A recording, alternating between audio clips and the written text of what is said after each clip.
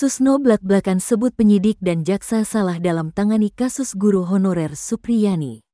Ex-Kabareskrim Polri, Komjen Purn Susno Duaji merasa prihatin menanggapi kasus guru honorer Supriyani, 36, yang dituduh memukul anak polisi di Konawe Selatan, Sulawesi Tenggara. Berdasarkan pengamatannya, Susno mencium adanya bau rekayasa yang sangat tinggi dalam kasus ini. Susno secara blak-blakan menyebut bahwa penyidik dan jaksa salah dalam menangani kasus ini dan tidak profesional. Kasus ini bau-baunya rekayasanya sangat tinggi. Kenapa saya menjadi sangat sedih? Pertama, kasus ini sebenarnya tidak menjadi pidana. Kalau penyidiknya, jaksanya, itu cerdas, ujar Susno Duaji seperti dikutip dari YouTube Nusantara TV yang tayang pada Jumat, tanggal 25 Oktober tahun 2024. Menurut Susno, guru sah-sah saja memukul anak didiknya jika berbuat kesalahan. Tindakan yang dilakukan oleh Supriyani, jika terbukti, tidak bisa masuk ke dalam ranah pidana. Guru dilindungi oleh hukum. Kalau guru memukul muridnya, maka akan terbebas karena sudah terlindungi oleh jurisprudensi Mahkamah Agung, bahwa perbuatan seperti itu bukan perbuatan pidana, tidak bisa dipidana.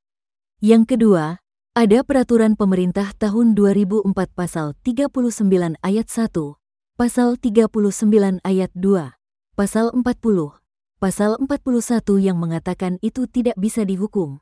Itu bukan perbuatan pidana yang seperti itu, katanya. Susno menduga pemukulan itu tidak dilakukan oleh Supriyani. Luka anak didiknya itu menurut Susno mungkin berasal dari perkelahian atau terjatuh. Lebih parah lagi saya mendengar di medsos bahwa guru itu tidak melakukan hal itu. Si Ibu Supriyani ngajar di kelas 1B, muridnya itu di kelas 1A. Bagaimana dia memukulnya? Nah, saya khawatir terjadi di luar sekolah. Apakah dia berkelahi, jatuh atau di dalam rumah? Jelasnya. Di mata Susno, kasus ini ironis sekaligus bikin miris. Sebab, jaksa, selaku aparat penegak hukum, memberikan pernyataan dalam kasus ini yang mengherankan Susno. Saya mendengar statement jaksa sangat miris di sini. Mengatakan apa? Kami sudah menerima berkas, sudah ada. Ingat, ini pidana. Pidana itu yang diminta adalah kebenaran material. Ini kasus, bukan perkara perdata. Kalau perkara perdata sudah ada berkas, sudah ada pemeriksaan saksi, it's okay, jelasnya. Sementara itu, anak-anak dijadikan saksi dalam kasus ini. Padahal, anak tidak bisa dijadikan saksi. Kalau saksinya korban itu anak-anak, maka dia bukan saksi. Gugur itu saksi. Siapa saksi yang melihat? Saksi yang melihat patut dipertanyakan, katanya.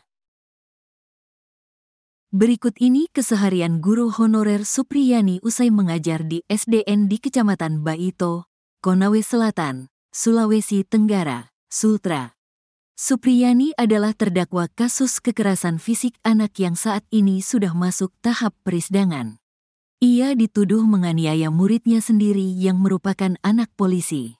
Terlepas dari kasus yang menjeratnya saat ini, terungkap bagaimana keseharian Supriyani. Meski berprofesi sebagai guru honorer, ia tidak bergantung dari satu sumber mata pencaharian. Terlebih kondisi gaji guru honorer yang tidak menentu, mengharuskannya bekerja lebih giat lagi. Sehingga, waktunya sehari-hari dihabiskan hanya untuk bekerja. Terlebih, ia harus mengumpulkan uang untuk kebutuhan hidup dan membangun rumahnya yang masih seadanya. Kepada tribunNewsUltra.com, tetangga guru honorer tersebut menceritakan keseharian Supriyani. Suyatni, 57, menyebut tetangganya tersebut jarang berbaur dengan para warga.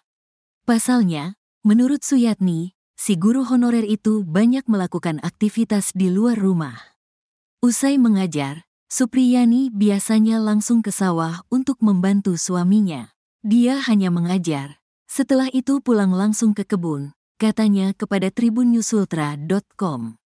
Selama Supriyani dan suaminya tinggal di rumahnya, menurut Suyatni tak pernah terdengar nada keras dari guru honorer tersebut.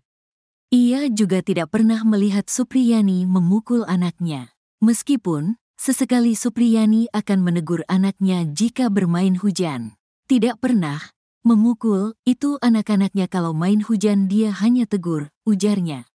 Sementara, sosok suami Supriyani bekerja serabutan. Selain berkebun, Katiran terkadang bekerja di bengkel dan kadang menjadi pekerja bangunan. Suaminya kadang di kebun, kadang kerja bengkel, kadang juga ikut kerja bangunan, jelasnya. Berikut ini isi dakwaan kasus Supriyani guru honorer yang dituduh aniaya murid anak polisi di Konawe Selatan, Sulawesi Tenggara, Sultra. Saat sidang perdana dengan agenda pembacaan dakwaan, diurai oleh Jaksa Penuntut Umum, JPU, terkait dengan kronologis kejadian. Di mana pada saat kejadian disebutkan korban sedang bermain dengan teman-temannya. Lalu, Supriyani disebut memukuli korban sekali dengan sapu ijuk. Seperti diketahui, persidangan digelar di PN Andoolo, Konawe Selatan, Sultra, Kamis, 24 Oktober 2024. Sebelum persidangan dimulai Supriyani sempat membantah tudingan yang dilayangkan terhadapnya. Supriyani dituding menganiaya korbannya yang merupakan muridnya juga anak polisi. Jaksa Penuntut Umum, JPU, Ujang Sutrisna, membacakan dakwaan pada Supriyani. Dalam dakwaan tersebut dijelaskan mengenai kronologis kejadian saat Supriyani dituduh menganiaya muridnya. Kala itu, masih sementara proses belajar mengajar. Namun setelah selesai, seorang guru pun keluar dari ruangan kelas. Lalu Supriyana disebutkan langsung masuk ke kelas 1A tempat korban berada. Saat berlangsung proses belajar mengajar, saksi Lilis Herlina Dewi meninggalkan ruang kelas untuk ke ruangan kepala sekolah. Terdakwa lalu masuk ke kelas IA dan mendekati korban yang sedang bermain-main dengan rekannya dan langsung memukul korban sebanyak 1 kali dengan menggunakan gagang sapu ijuk. Jaksa menyebut akibat kekerasan yang dilakukan terdakwa, korban mengalami luka memar dan lecet di paha belakang, sesuai hasil visum Puskesmas Palangga pada Jumat, 26 April 2024. Mendengar dakwaan tersebut, Supriyani hanya menggeleng dan sesekali mengusap mata dengan jilbabnya.